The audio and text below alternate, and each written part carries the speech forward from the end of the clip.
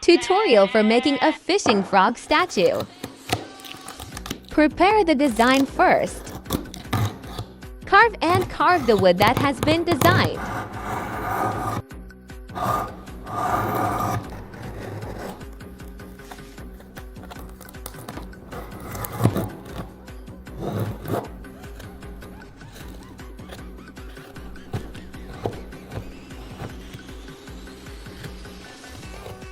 Then we paint the frog so it looks original. And see the results.